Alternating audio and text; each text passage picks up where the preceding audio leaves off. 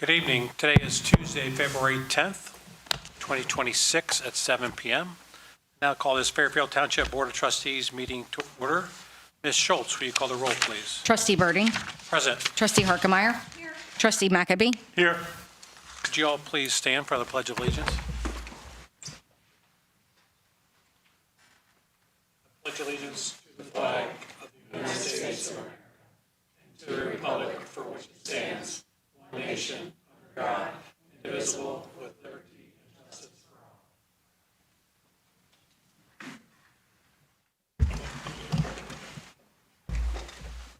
Okay, we have a couple items on the agenda under presentations. Metro Parks was unable to join us this evening, so we'll move on to the Fairfield Coalition. Ms. Lipinski?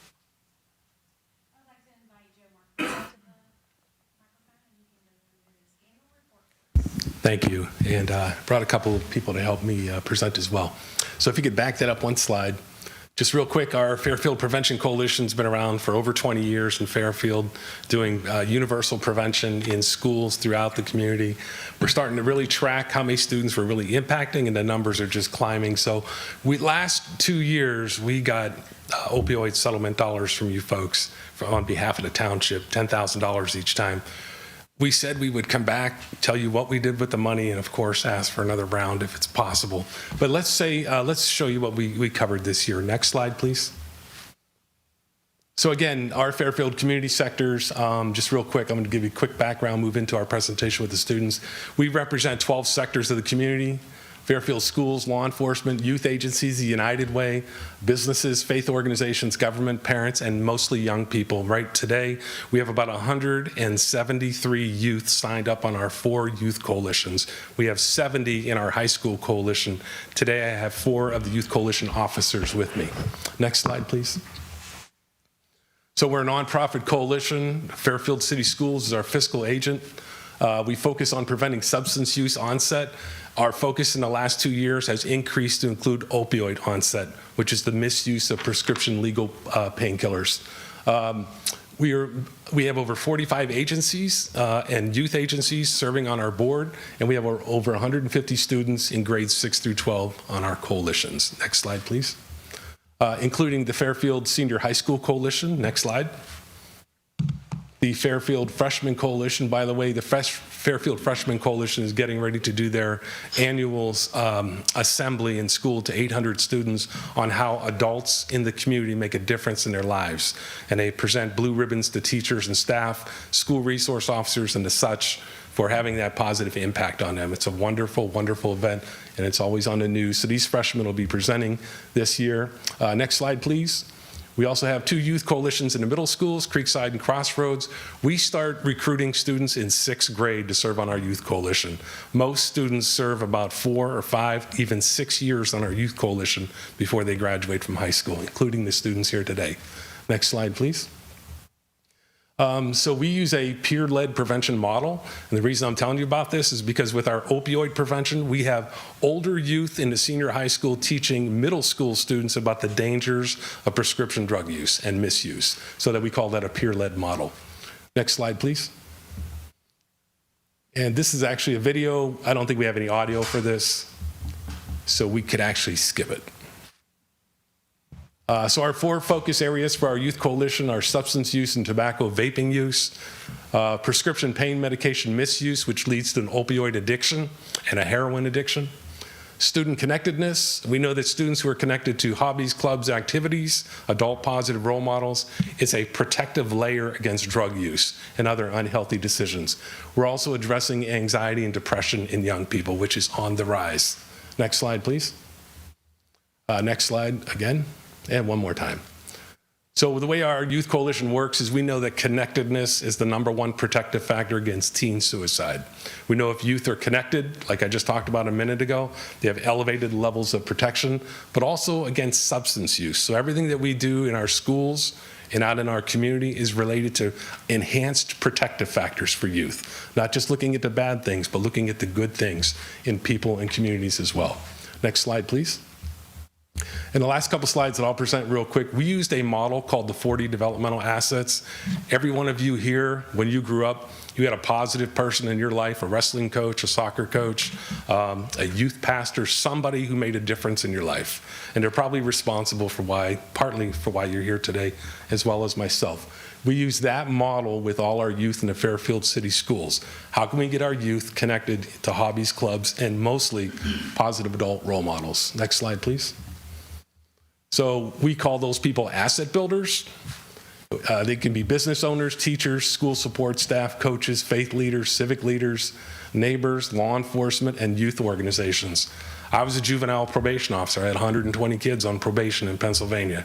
I had relationships with every one of those kids. Every one of them knew they could come to me as a trusted adult. So it doesn't matter if you're in law enforcement or teaching or building trades, you can still have those relationships with our youth, especially our at-risk youth. Next slide, please. So at this point, I'm going to turn it over to one of our senior officers. He'll introduce himself and tell you real quick about our prevention campaigns. Hello, my name is Charlie Toulouse. I'm the junior president of the coalition, and these are some campaigns that we do around prom time and homecoming. Those first two, Red Ribbon Week and Escape the Vape, are both student-led prevention weeks that we do just to support a drug-free community. The You Make a Difference was the assembly that Joe hit on a minute ago, just to support better mental health and to have a teacher or staff member that you can always rely on. And then those last ones we'll hit on in a second here. Go on. These are our spring campaigns. That sticker that you see right there, the Barbie one, that was for our homecoming a couple years ago. Our theme was Barbie, so we like to have fun with it. This Barbie is substance-free. The high schoolers loved it. Like, everyone wanted a sticker. You know, you saw them on backpacks, shirts, water bottles, everything. So it just promotes, a drug-free community in a fun way. Next, please. These are some more campaigns that we have. The Sticker Shock will be hit on by Rohan, I believe. We put up posters around the school so everyone can see, what we're doing. They can see like their friends on their posters who are in the coalition. We make videos that we show on the announcements. We put up signs around the school, and we plant tulips in the fall/winter, and they grow around prom time. And then we put up signs, so it's Plant the Promise. Next slide, please. This is one of my favorites, letters on lockers. We ask the elementary school students to write letters to high schoolers to, ask them, have a safe prom, don't drink any alcohol, don't do any drugs, and then we put them on the lockers so they can see. And something I believe our resource officer does is he holds on to some of them, waits until those kids are high schoolers, and then they'll read their own letter that they wrote when they were a kid. It's a really cool thing. That's all I have. I'll pass it on to Rohan. Thank you. Good evening. My name is Rohan. I am the freshman liaison, and I'm a junior. The main topic I wanted to go over was our positive social norming. Youth Coalition has a really strong positive social norming, and as Joe and Charlie were talking about, it's mostly due to our campaigns. A lot of youth get involved through these campaigns, and they see older youth like us take the lead, and they really get inspired. Next slide. Another one of our campaigns that Charlie was previously talking about was the sticker shop. During prom time, a lot of seniors like to get alcohol or through some illegal way, and they like to get drunk because it sounds cool and it looks cool sometimes. But the sticker shop is to make sure that this doesn't happen and to remind people that we should be responsible when we were younger, and once we're above the age of 21, we should be able to do that. Next slide. Last year, we went to the city proclamation, and they signed and agreed with our proposal and what we've been doing as a youth coalition. And later this year in April, we'll go again and ask for their thoughts on us. I would like to bring up Peyton. Good evening, my name is Peyton, and I'm going to be talking about farming effects. So farming effects is something that we do where the high schoolers train at the high school, and we bring all of this opioid and drug abuse information to the middle schoolers. Next slide, please. This is really important because they're seeing somebody around their age that they look up to, and they're more likely to listen to them. And we can really connect with the middle schoolers because a big part of our campaign is getting involved and just having peer connections in your life. So us reaching out to middle schoolers and schools that we possibly went to, like Crossroads or Creekside, really gets us connected into them. So we're trained in safe pain prescription use, and then we give them to 6th grade health classes, and over 600 middle school students are educated about pain prescription safety every year. Next slide. And it also, we also talk about opioid use and disuse in our campaigns through like funny skits and everything. So it not only informs them, but it gets them engaged because we're giving it in like short form skit things that they actually engage in and are interested in.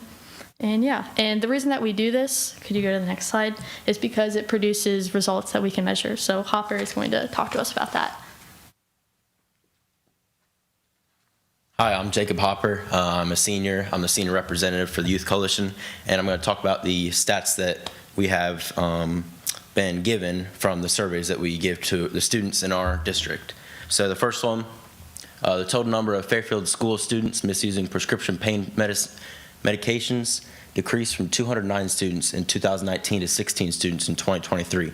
So this proves that our methods, they're working, and they're influencing the students to stay away from those things. Next slide, please. The percent of high school seniors using a legal pain prescription without a doctor's permission in Fairfield City Schools decreased from 6.7 in 2019 to 1.4 in 2023. So this also proves that our surveys are working, and our us getting to them in the middle schools through the farming effects is influencing them and showing them the harmful effects of the drugs. Next slide, please. And the last fact, the percent of high school seniors using a legal pain prescription regularly without a doctor's permission in Fairfield City Schools decreased from 3.4% in 2019 to 0.3% in 2023. So this is also one of the facts that we've gotten from our surveys, from kids answering the survey questions about drugs and mental health and all that stuff, and it proves that that our ways and our methods are helping. And then the last thing, which Joe will talk about. And this is what we're going to end with is, we've taken the money that we've been given for 2 years, and they have been doing a wonderful job. We're hitting 600 students a year in the middle schools. For the last 2 years, that's 1,200 students who are learning something about prescription pain medication misuse that can lead to an opioid addiction, which then leads to heroin addiction. So we're doing upstream prevention without scaring students. We're teaching them healthy lifestyle decisions. So we come to you today saying we've done good work. We want to continue to do good work. We are looking at expanding our farming effects program from middle school to high school. We think high school students are getting ready to go to college. They're going to be out on their own. They're going to a doctor on campus. The doctor says, hey, take Oxycontin for this particular injury. They should have the knowledge to know that it's a very addictive legal form of heroin. So we have to be careful with what our youth are doing, even on college campuses. So we want to go into the high school programs. We also want to look at the Butler Tech schools. We have medical professionals coming out of Butler Tech going into the medical field. Doctors go to school for 6 to 8 years and then intern for a couple of years. They get 3 hours of pain prescription medication education. Through that whole time, they get 3 hours of education. So we want to educate Butler Tech students in the medical profession. And the last thing is we want to go really upstream and bring some of this into the elementary school in a non-threatening, non-scary way. We want students to know that what you take goes into your body, affects your body. It'll be fun, it'll be educational, but it won't be scary, and it won't send the kids home to their parents to say, guess what they taught us about opioid addiction today? They won't hear anything like that. So that's what we want to do. We want to expand our efforts. 2 things on a conclusion. I forgot to introduce Christine Gorchek, if you raise your hand. Christine is our youth coordinator. She's in all the schools. I double team her with the high school and the freshman students, but she handles the middle school students and the high school students, so she's our youth coordinator. Without your funding, people like her don't get employed to help us out, so she's a real integral part of what we do. And the last thing, I forgot to mention, Chief, that every year we do the police chief letters to the parents saying, hey, let's remember prom season's here. You got to be 21 to purchase alcohol, for somebody, they got to be over 21. So let's just remember what the law says. The letter is non-threatening, but it has your chiefs of police signatures on it, and it does have an impact on them. So we've done a lot of great things. You can put it on the last slide, which just says, what questions could we answer for you today? And we thank you for letting us be here as well. Questions, trustees? Hey, thanks for doing what you're doing, all of you. Yes. Thank you. These guys have been on the coalition for 6 years, so they're not going home on Fridays and doing other things. They're in our youth coalition meetings. How do we make our school a better place? They're giving us their time. Your mission is very worthy, and I just want to say that all four of you did a wonderful job public speaking. Obviously, you've had some practice with that, and that's a life skill. Most people can't get up in front of a room and talk like you just did. So for youth in your age, being able to do that, not only that, but talking about something that's worthy that you believe in to help make our community a better place. So well done. You have a couple questions. First is, all the numbers, the data you gave us was based on student surveys. Yes, the valid, reliable survey from Prevention First, which is done all over southwestern Ohio, is a valid, reliable survey. About 6,500 students take the survey. There's validity factors built into it to catch lying, exaggeration. If they catch that, they throw the whole survey out. Sure. So my question was going to be, it was 29, so the class of 2019 took the survey and the class of 2023 took the survey, right? It was four years difference. Yeah, so the survey's every 2 years, but what I gave you was a time period of, if we took 2019 to 2023, Sure. That's the difference. Okay. I just wanted to clarify that in my own mind. Yep.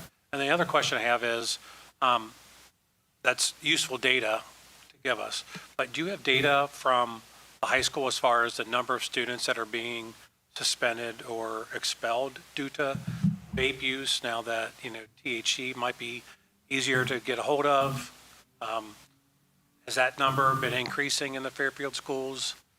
Do you have any of that data? So good timing on that question, because the new round of data, the 2-year data, comes out next month. Okay. So I'd really love to report back on that. That would be wonderful if you could But get that to us. the 6 to 8 year trend on vaping is spiraling down. And you would not believe it by what you read in the paper or what you hear from school administrators. They've gotten better at catching vaping, just like a speed trap on a highway. But overall, not only in Ohio, but across the country, vaping's on a downward spiral. But it's more dangerous for those who are, with the THC and stuff that's going in it. And I'm sorry, did you say, and I apologize, I may have not heard you correctly. Did you say that the way of detecting it is better? Yes. So that the numbers might be going up as far as reported or Yes. caught doing it, Yes. but the actual use is going down. Yeah, so we can think there's a lot of speeding on a highway, but until we set up a speed trap, we really don't know. Right. And that's kind of what they've done with vape detectors in restrooms. Yeah. And so is the ask of this board to try to give you some of or some funds that were sent to us for the opioid settlement? Is that? That's why we're here, and we're trying to show the results we've had with the first 2 rounds that you've given us, and we're back here asking for a 3rd round. And I would tell you, I just came from Washington, D.C., from the National CADCA Conference, which is Community Anti-Drug Coalitions of America, top organization in the country for drug prevention. And there is so much opioid settlement dollars going to treatment, recovery, and reentry. Prevention's just being skipped right over. Sure. And it's such a shame with the amount of kids that we're reaching with our prevention efforts. I think it's a great use of that money that is sent to us. I think it's great. Question I would have, should we have an item on our next month's agenda to approve that or to vote on that? Is that what you're recommending to do, Katie? You can either do it next month or amend your agenda and put a motion on tonight. I guess the second question I would have, it was presented that they were going to go reach out to the Butler Tech schools. Being an employee of Butler Tech, as I am, working with the individuals, students that may be affected by this, because I work with students that get in trouble, is that something I should abstain from, or? Unless It's not money is going directly to Butler Tech, I think you'd be okay to vote. Okay, I just want to make sure that was Yeah, okay yeah. before I voted on it. Thank you for that advice. Anything else we can answer for you? Any questions? What account did we take that money out of last year?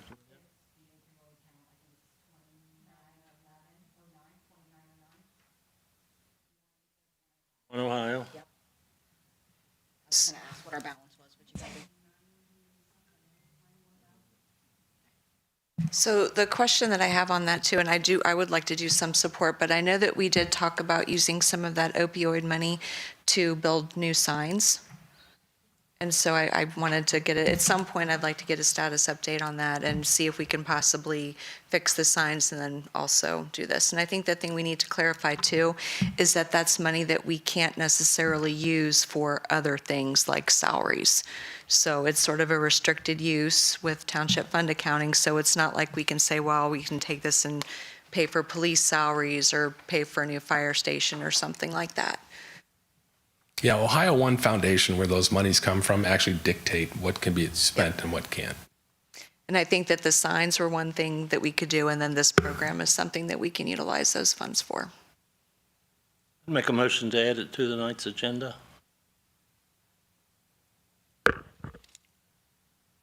Okay, what would the motion be that you'd like to Make a add? donation to the Fairfield Coalition. For how much money?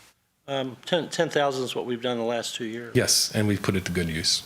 Okay, so there's been a motion to amend the agenda to add a motion to donate $10,000 of the opioid money to the Fairfield Prevention Coalition. I will second the motion to amend the agenda.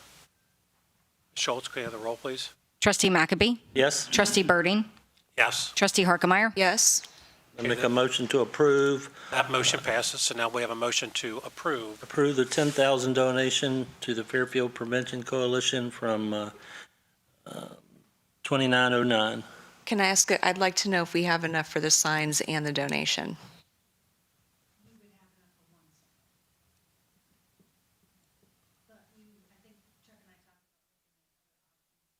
Signs smaller.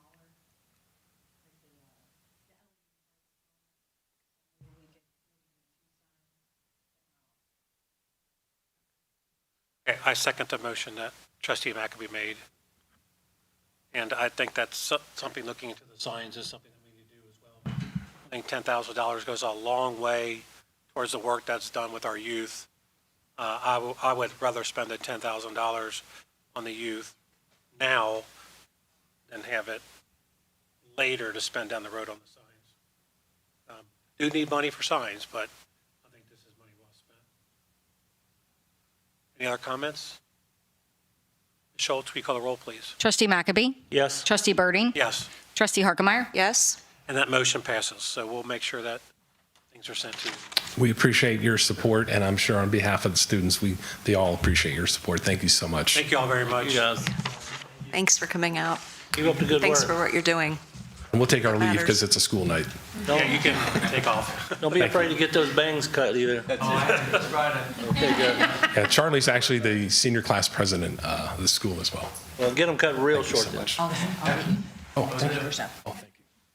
Okay, guys. All right, the next item on our agenda is items for board discussion. Ms. Lipinski? So we had a request at the last meeting to talk about the calendar from Shannon. And I just want to make sure, like, what I'd like to just have that, a quick chat around the calendar to make sure that what we have for our March meeting is appropriate, that we've kind of talked through that. And then the other thing that we probably should add too is the capital budget consideration. And I would add that to probably November or December, Okay. just so that we kind of have that on our radar. But does this make sense, what we have in February? Is there anything else that we would do in February that we need to add? And same thing with March. Does that look okay to everyone?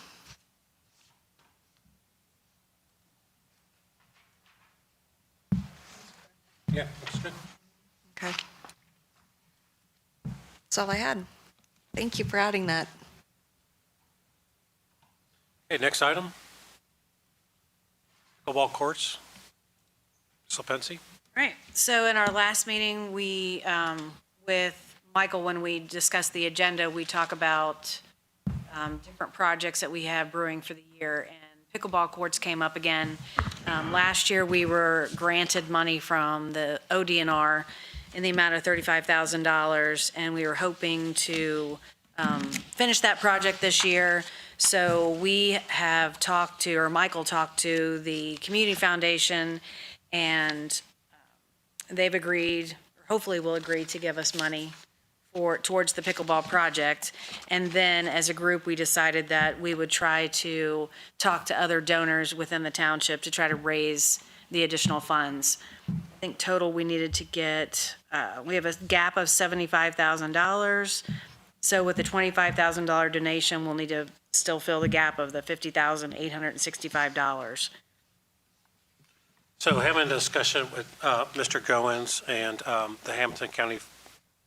the Fairfield Community Foundation and Ms. Pensy, we were trying to be creative of how we could raise those funds. And we figured since we needed $75,000 and potentially the redesign of the pickleball courts were 4 pickleball courts and 1 tennis court, an existing tennis court. And so if we could put a dollar figure on each of those 5 courts, if we can get sponsors to sponsor each court and put a plaque or sign up saying that this court was provided by or sponsored by. And so we figured we as a group that was meeting, decided that maybe the tennis court, since it's the largest of the 5, could be sponsored by the Fairfield Community Foundation at $25,000, and then that would leave $50,000 needed for the other 4 courts combined. So each court, $12,500 if you just divide it up. So if we can find 4 major donors to each give $12,500, and we could, but the board would have to okay naming a court after a corporation or an individual that made that donation. So that's also part of the conversation tonight is, A, do you want the Community Foundation and some of us to try to get that project completed and therefore not using any township dollars to finish it? Or is that just something you're like, it's not worth the effort? And then the other conversation would be is there a dollar amount that once we get to, could we say, let's start the project knowing that we eventually will get the rest of it? So let's say we get 75%, we need another $50,000, and we get 3 of the pickleball courts paid for. Could we go ahead and get the company started on the project, knowing that we just need to get that 1 more court paid for? And until that court is paid for, the township would cover the cost if it's not raised by the time the court opens. So that's a discussion I would like to have tonight. Sort of summarizing it, Mr. Goins? Okay. So I open the floor to comments. I really like the idea of raising funds in lieu of using township funds, so I'd like to see that continue. Trustee McAfee? Yeah, and as long as it doesn't cost us any money, I'm okay. I think maybe we need to have the commitment and the money first before we start the project. So we know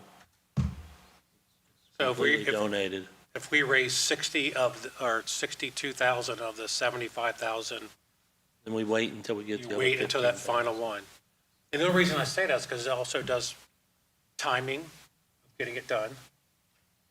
Let me ask you a question. If we get 3 of the courts covered, if Susan and I personally guarantee that 4th one, could we move forward with the project? So if your check clears the bank, yes, we can move forward. I'll have to wait till I get my trustee monthly check. We need to talk to the lady making the decision, so. Well, it's something Susan and I decided that we would be more than happy to do. Okay, so we that. got 1, now we need 3 more. Right, so Okay, if we get 3 more, we can move forward with the project. sure. Okay, how much Is should I that put a- you down for? Is that a lifetime? Is that a lifetime naming right? Or is it 5 years, or, so your term's up? I mean, what, you know what I mean? It's a little different than what we're normally deal with. Well, when we asked for, well, I guess when the Veterans Committee asked for money to put on the memorial, that was lifetime. It paid for, so let's say we have the pickleball courts done and something happens and they need to be totally redone. I would think that then the naming rights would end, but I mean, I think the life of the pickleball courts, I think, should go with whoever is sponsoring to do those. Now, I'm not talking about resurfacing, but like totally redoing it, I think would be dependent on the township. And perhaps we can come up with some kind of a legal document that establishes some parameters around that. Sure. I mean, if you're going to offer that out as a, a incentive to donors, you're going to want to have, that spelled out in writing, how you want to have it handled. Okay, so just so I'm hearing from the board, it's okay for the community foundation and some of us that we're going to be doing it to go out and get sponsorship for that, and you'd be okay with the naming of the courts. We didn't want to promise anything before talking to the other trustees. That was a good idea. That's why I haven't written the check yet. And as long as it's, we have some big donors that have been very good to us forever and ever, and you don't want to go back to the same place over and over. But yeah, I'm in favor. If we can find 4 major donors that want to do that, and the Fairfield Community Foundation is on board, then it makes sense that we move forward with it. Okay. Would you entertain if there were people that maybe just wanted to split one and maybe do like 5,000 or something? Is that okay too? I think so. I think the way that Katie Browswell okay. talked about, it's possible that multiple people could contribute to Multiple, one. okay. I think one of our memorials is actually 2 separate entities came together, and so both their names are on that memorial as well. Okay. I think that's something that could be done if people want to give some here and there. Well, hopefully it's 4, I like that, but That just would in be case great. it isn't, maybe there's another We've option. identified about 6 people to go ask up front. So just now, before we went and started asking, we wanted to make sure that the trustees were okay with that before we acted on it. And we'll need the legal document to Sure. lay it all out. Okay. Great, thank you very much. No, thank you. Next item, Ms. Pensy? Administration building maintenance. So, the last snow event that we had, the backside of our building froze. I don't know if the gutters backed up and then the water came back, but it came back behind all the brick and kind of froze the windows on the backside of the building. So today, the service department was over here, which thank you guys very much for fixing all the windows. They did a fantastic job. So they caulked around all the windows and then put up plastic over the areas where the wind kind of blows in. So I was hoping in the future to be able to get some quotes on replacing the windows in this building. I don't know if they've ever been replaced. And this building was built in the 70s. So I hope that would be an okay thing to do. It wouldn't be, I wouldn't try to do all of them at one time, maybe a couple at a time or 4 or 5 at a time. But I think it definitely needs to be done. Thoughts from the board? I mean, right now, we're kind of at a spending freeze, no pun intended. But I think it's worth at least taking a look at it and getting some pricing. Not sure we can move on it right away, but I think it's important that we take care of our building. Thoughts? Looking forward to hearing more as quotes are generated. Trustee McAbey? Nothing wrong with getting the quotes We're not committing to anything. on the north side of the building, I think is. North Yeah, side's that's- that way. East side. Okay. Thank you, Ms. Clancy. We'll move on to communication. Do we have anybody? signed up? Before we go on, I mean, Metro Parks is on the agenda. Are we not just, Oh, Jackie said she couldn't make it tonight. So basically what they wanted to ask us, they have commissioners' money that they were promised to develop a trail from there, where it terminates right now at Timber Trails, and they want to extend that all the way to the city of Monroe. So they're looking at different ways. They own bits and pieces of properties, and they're looking for ways to connect their properties. So one of the ways that they had looked at was using Canal Road as a connection point. And since it's our right-of-way, it's our maintenance. I mean, it's owned by the county, but we maintain it. They wanted to know if we would be okay with them using the roadway. So I didn't know how you guys felt about that. I guess I'd want to know how they're going to use it. They would basically put it in as the trail, like it would be the trail, and people would use it. Wouldn't be something on the side of it, wouldn't be an extension of it, it would be the road itself?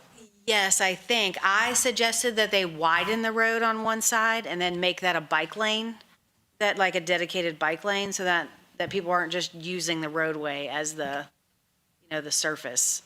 But I didn't know how you guys felt about it. So I, in my opinion, they needed to come ask you guys. I'd like to see a map of what that is and what part of Canal Road.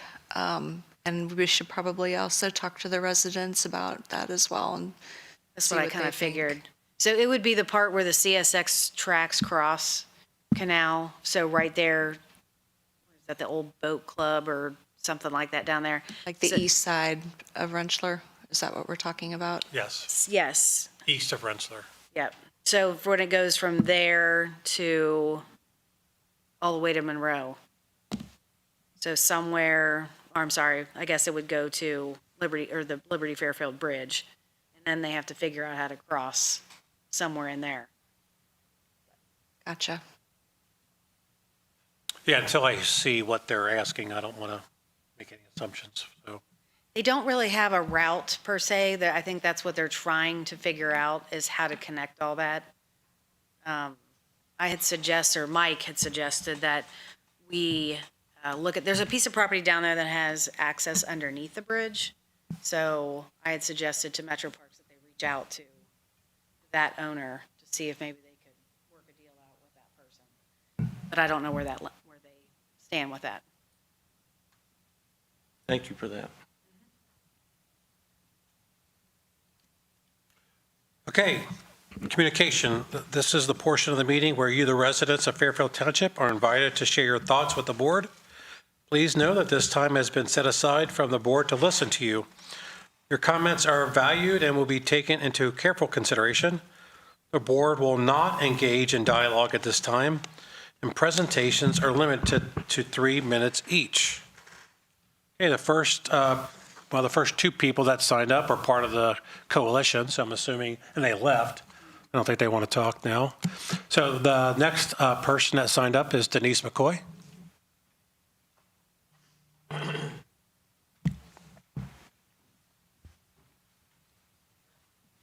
Good evening.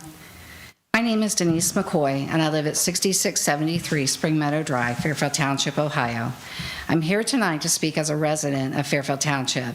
At the last few meetings, the board has discussed fire, police, and public works levies to be placed on the May ballot. And as a resident, we have to decide what kind of service that we still want in Fairfield Township. But some residents won't be deciding that. They'll just be deciding what they can afford. As a resident of Fairfield Township, I want our fire, police, and public works department to continue. I would like to see all the vacant positions filled because we're a township. The township is given X amount of dollars to provide service to the residents. Since the money is primarily coming from residents who pay property tax, the fire, police, and public works department should be our priority. At the January meeting, there was discussion about refurbishing the fire station on Morris Road, the cost being almost $2.5 million. The administrator mentioned financing it with a 5-year loan.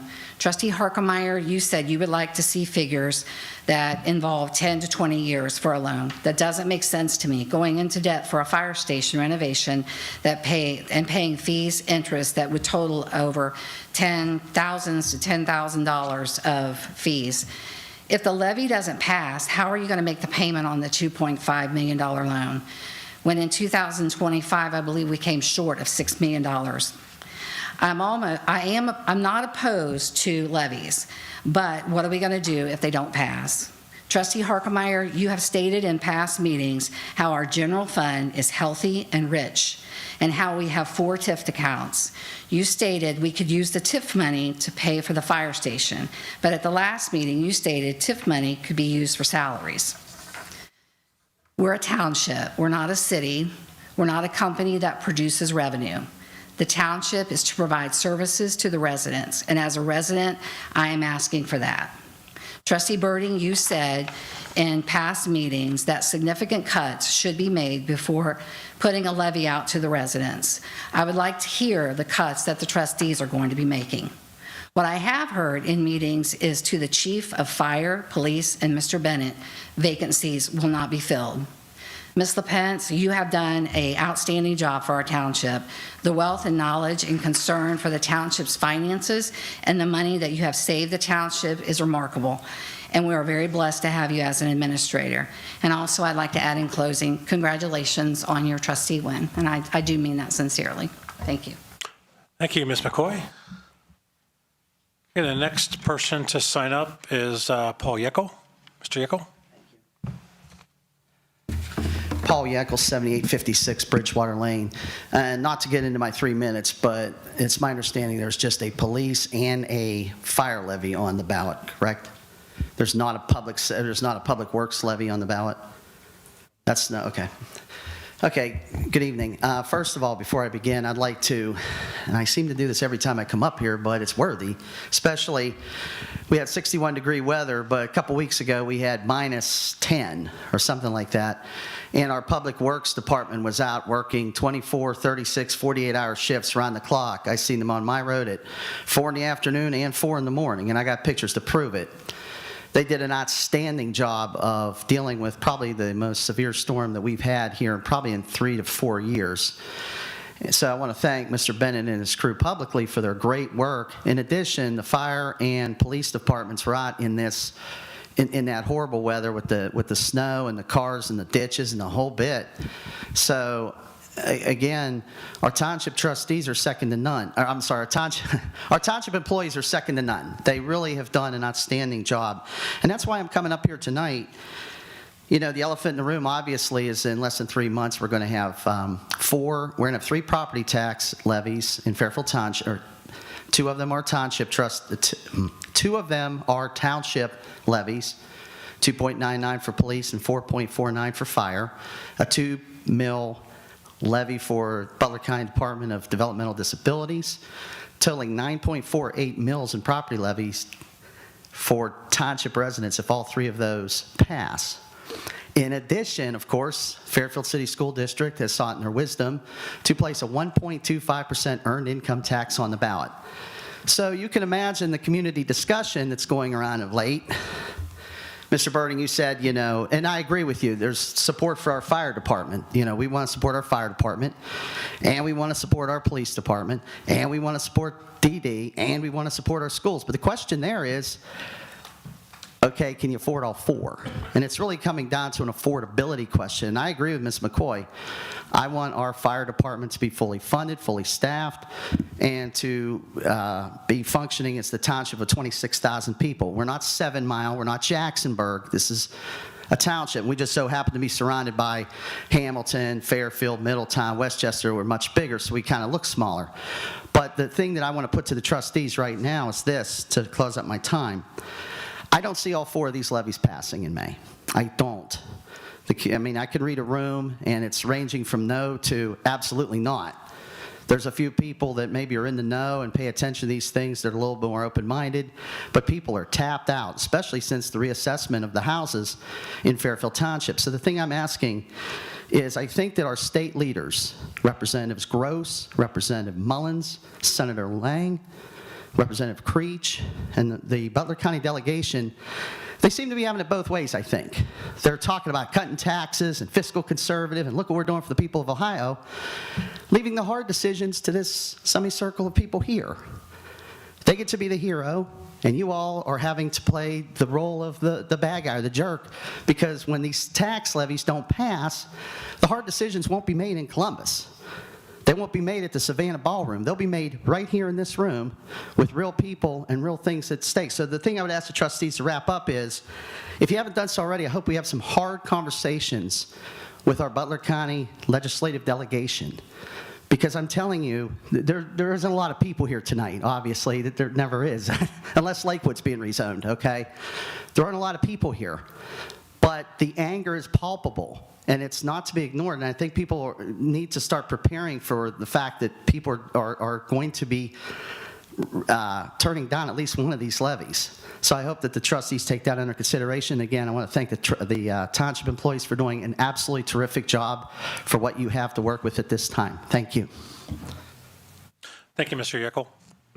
I will tell you in response to that, I've had conversations with not just Butler County state representatives, but for state representatives across the state that I've had dealings with through Butler Tech to express the issues that local townships are having.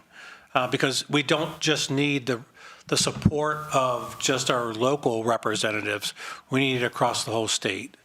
So any other trustees or any comments you'd like to make? No, that was the hot topic at the OTA conference last week. That was probably, there were multiple sessions on that. The general session was all about that. Governor DeWine came in and addressed that.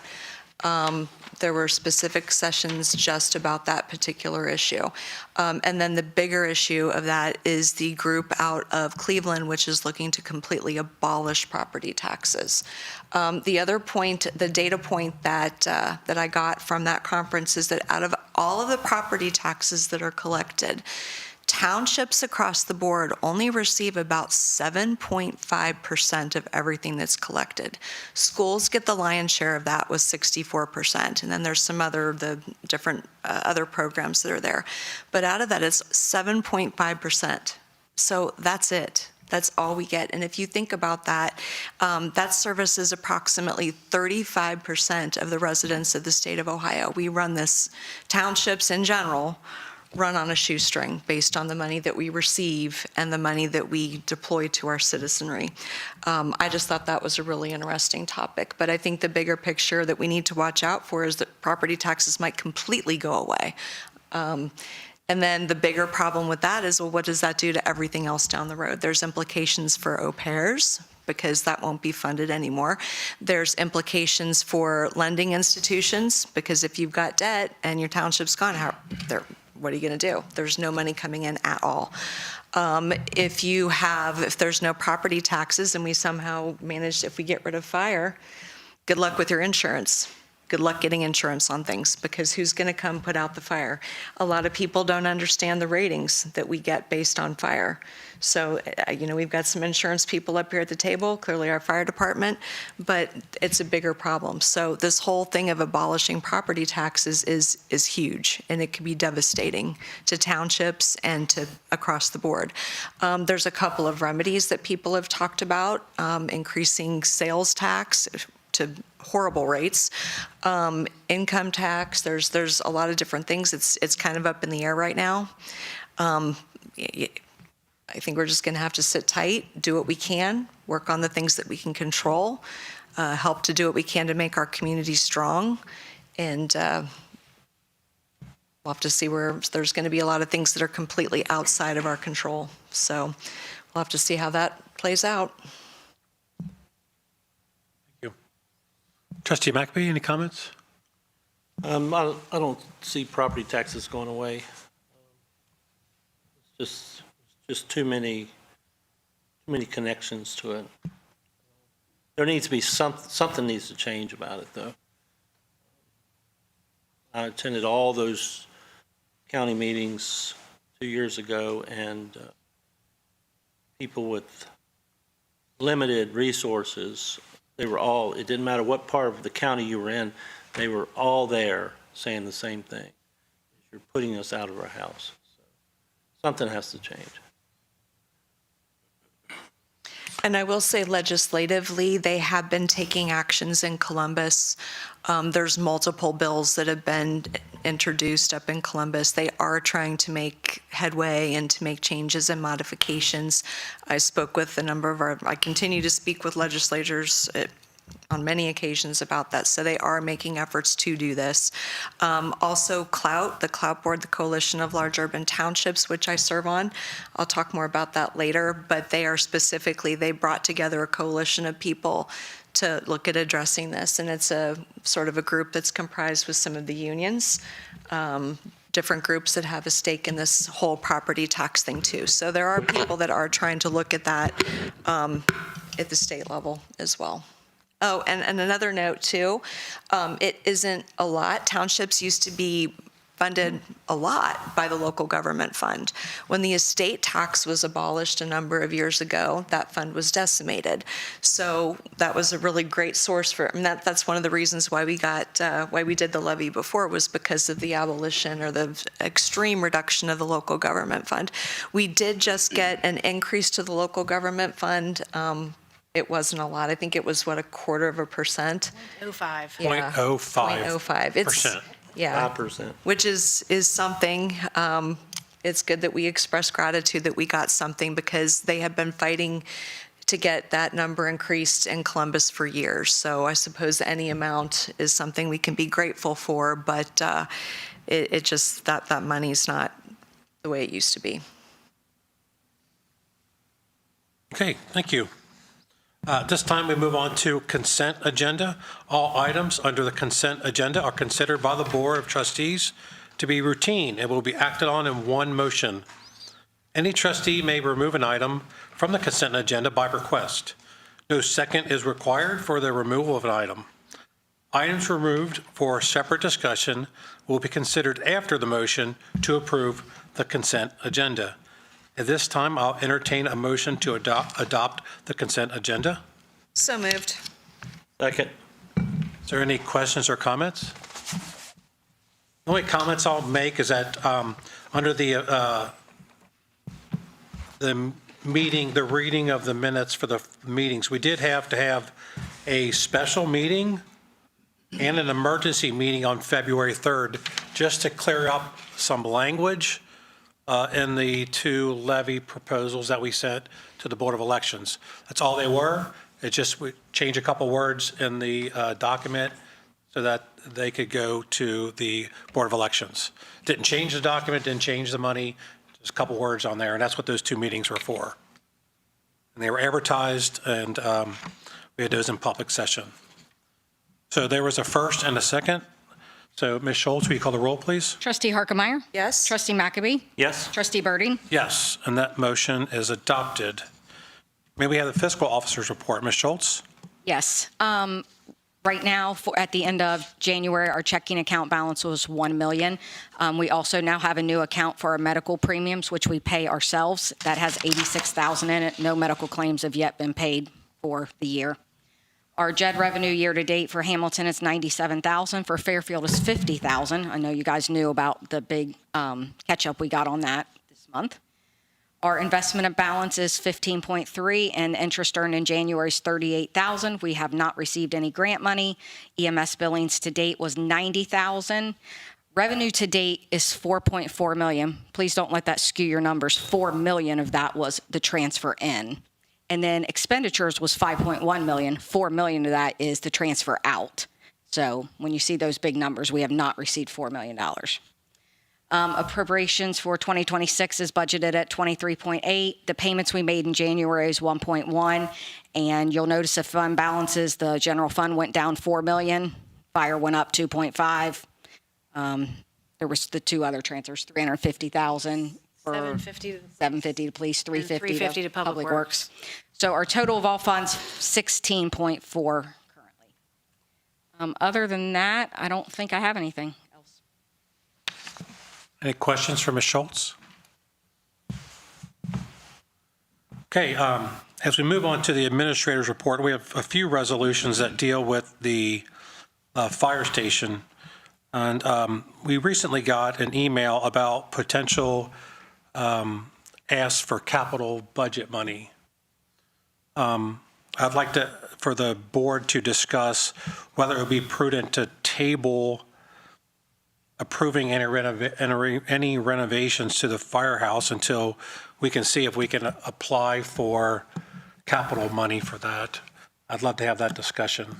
I'm very interested in applying for capital budget money and for this. I think that would be an outstanding, I think the applications are due next month. I think that would be a very good use of time and resources to pursue getting some sort of funding.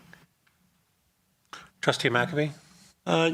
Yes, I was going to ask about that myself, about putting together a package and seeing if we could get 2.8 million.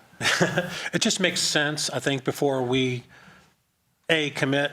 First of all, I think the board is in favor of the repairs. I think it needs to be done. Problem we run into is, we don't have the money right now. Well, we do in the TIF accounts, but do we borrow against that? I mean, all kinds, that's a whole nother conversation. But if we could apply for a capital project money, and if we can hold off making the repairs until we find out whether we can, if it's an acceptable subject to be applied for, because there are certain limitations, I think it's worth at least pausing for the moment. And so, again, I think, judging by our comments in prior meetings, we know that the repairs are needed, and we know that they should be done. We also have to be fiscally responsible on, can we get some state dollars to pay for this before we either borrow the money or spend residents' money on it. So if that's the case, it would be, if we have to table item A, item B and C also deal with the fire station, so we should also then move to table those separately, correct? Right, you don't have to move to table, just table them. Okay, You don't vote on them, just take action. okay. Well, then I think we should table Resolution 2607, 2618, and 2625. Okay? We can move on? The board okay with that? Keeps me from voting no on all three of them, so yes, I'm okay with it. Okay. All right, we will move on to At least delays it anyway. Move on to item number D under resolutions, please. All right. Resolution number 26-26 is a resolution to amend Resolution 2608, authorizing the administrator to execute agreement with the Butler County Emergency Management Cooperation Program at a total cost of $12,850.75. So I was under the impression that the fees stayed the same from 2025 to 2026. Yes, they did stay the same, but apparently we gained residents. So that is why our bill went up. So we gained, 424 residents, according to the EMA. So it was an increase of $250.75. So it's not an additional $12,850, it's just an No. additional $250. Yes. And I will tell you, the EMA does a lot. There's some great training. I'll be talking about some more things with the EMA as I attended the meeting this afternoon during my board comments. All right, I move to Or adopt. the next committee reports, rather. Trustee McAbey, were you going to make a comment, or? No, I was just wondering what account we're going to pay that out of. We take it out of 4 different accounts. So we take it out of the general fund, the fire fund, the police fund, and public works. Okay. Okay, I move to adopt Resolution 26-26. Second. Any further comments or questions? Ms. Schultz, will you call the roll, please? Trustee Birding? Yes? Trustee Harkemaier? Yes. Trustee McAbey? Yes? And that resolution is adopted. Can we have the next resolution, please? Resolution 26-27 is a resolution revising the 2026 permanent appropriations by the attached fund totals for fiscal year 2026. So on this resolution, we added, I left off the special police funds. So So that would be the 22-21 drug law enforcement. I believe we have $100 in that, so I'm asking you to appropriate $100 in that account. Under the enforcement education, which is 2271, we have a balance of $8,350 in that account. And then also the equitable sharing, 2911, there's a balance of $15,029 in that account. That account was going to be used mainly for the drone program that we established last year. So we wanted to make sure that these funds were added to our permanent appropriations so that we can spend money out of those in the police department. Okay, Motion to approve. second. Any further questions or comments? Ms. Schultz, will you call the roll, please? Trustee McAbey? Yes. Trustee Birding? Yes. Trustee Harkemaier? Yes? And that resolution is adopted. Committee reports, TID, Trustee McAbey? We met yesterday. All of our projects are moving forward. There'll be some public hearings coming out, public meetings coming out later this spring. So I'll let you know when those dates are posted. Great. Trustee Harkemaier? All right, we met this afternoon, and a couple of good things. There is some training coming up in Middletown, the G300 and G400. So gentlemen, if you're interested in sending anyone to that, it's coming up in Middletown. Reach out to Jim Bolin for more information on that. They are working on local disaster recovery plans. That might be something that we want to work on too. We might want to think about doing something along those lines where we have prepped that and where we have that kind of thing together. So something to think about.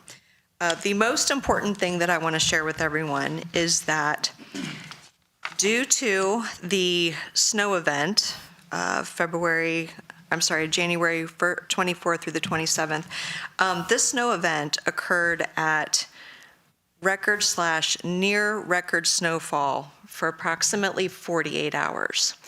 Now, when that happens, there's a federal program, potentially a state program, but definitely a federal program that opens up where we can potentially get some money back for what we did in order to support that event, okay?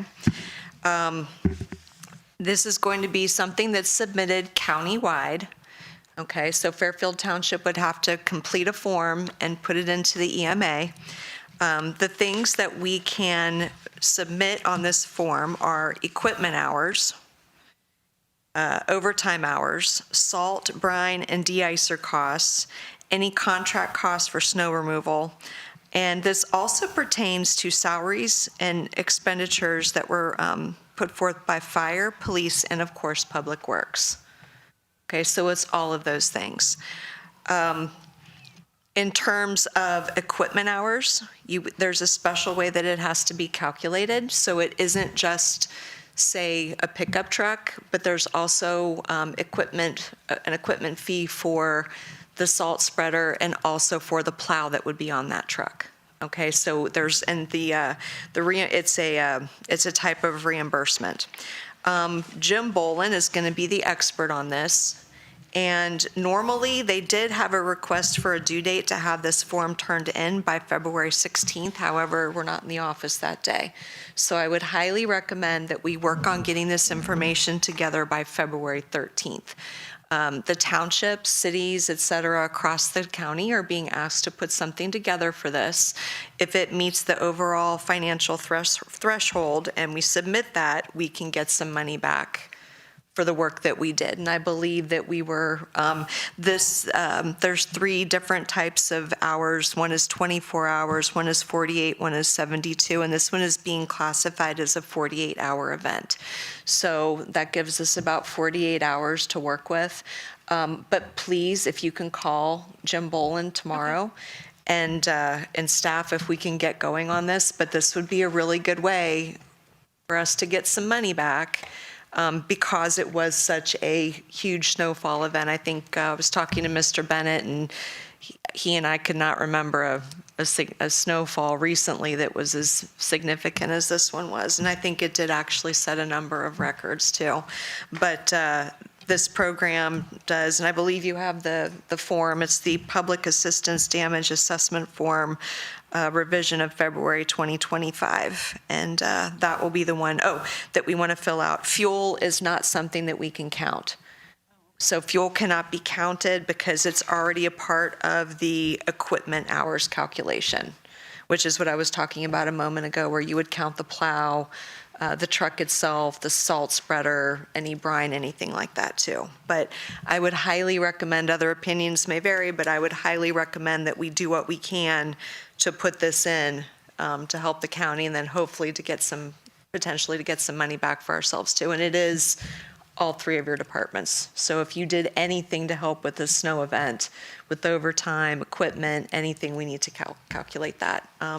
And by Friday too, I know that's soon, but this could be a really good windfall for the township. It's something we did anyways, but if we can get some federal dollars back, it would really help us with our situation. Okay, that's all I have on EMA. OKI, that meeting will be Thursday. I will be in attendance for that. And the Coalition of Large Urban Townships, I have been reelected to be the Southwest Ohio on that executive committee for that for a couple more years. So you'll get to suffer through some reports with me. One of the main things that we're doing here in a couple weeks is we're having a special meeting to talk about specifically property taxes and what this coalition, some of the steps and some of the things that they want to do to look at addressing that. So more on that later. Any questions? Any questions for Trustee Harkemaier?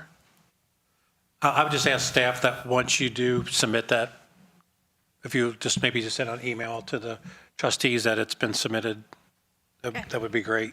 That way we can kind of follow up with our county officials and make sure it's going forward.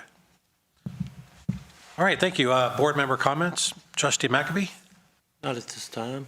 Trustee Harkemaier, any more comments? I have a couple of things here to pass to staff. At the OTA conference, there is and you all might have picked this up as well, but this is a service corps. There's some different there's a township website program here. I brought this just to pass down, and some other website. I don't know if that would be a cost reduction. Okay. If we looked into that, if that might be a better, faster, less expensive way to do things, but there's information there from a couple of different website things, but specifically that Ohio Township Service Corps thing. And then there's another vendor, some information about them in there as well. Any comments? No. My comments would be just to thank our Public Works Department for their work on the latest emergency that we had with the snow. Also, I know many other staff members contributed. I know some people from zoning, some people from police, fire were chipping in and helping out, and I'm sure our residents greatly appreciate it.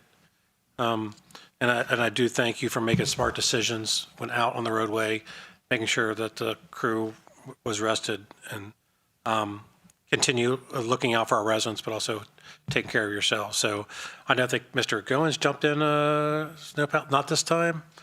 Mr. Armstrong, did he jump in a plow or a truck? We didn't have enough trucks. We ran out of trucks. Oh, we ran out of trucks. Well, I know that several police and fire were sent out on social media from residents that police and fire were out helping as well. So thank you for that. Thanks to the union too for digging out people's driveways. Yeah. Yeah, fantastic. So thank you all very much. One thing I would like for the trustees to consider, at least having discussions, is, it's possible now that if we're really up against it with money, the state seems to be starting to reimburse people for dispensaries. Might be a conversation that we need to have as a township to, talk to our police department, talk to our fire, talk to the trustees, see if that's something that we do want. I'm not saying I'm for or against it, but at some point we need just to have discussions about every possibility. Again, I'm not saying I'm for it. I'm not saying I'm against it. I think we might have to have discussions about that. I'm against it. Okay. Look, we have to open communication on all ends. So if your opinion is you're against it, that's perfectly fine. But I would be remiss as the board chair to at least not, I at least appreciate you bring the bringing subject it. I up. appreciate you bringing it up. Okay. I'm against it. All right. Okay, announcements. The Fairfield Annual Chamber Awards meeting is Thursday, February 12th, 2026. I think that's at 11 a.m., 11:30 a.m.? 11 to 1. 11 to 1. President's Day is observed on Monday, February 16th. All township offices will be closed. Zoning Commission hearing is on Wednesday, February 18th. You know what the issue is there? What's the- Church rezoning on Princeton. The church that has Yeah, Bridgewater the- Church. The rest of the property? yes. And there's a regular trustee meeting on Tuesday, March 10th at 7 p.m. There is a public hearing of the vision plan at that meeting at 7:05 on Tuesday, March the 10th. The State of the Community and Schools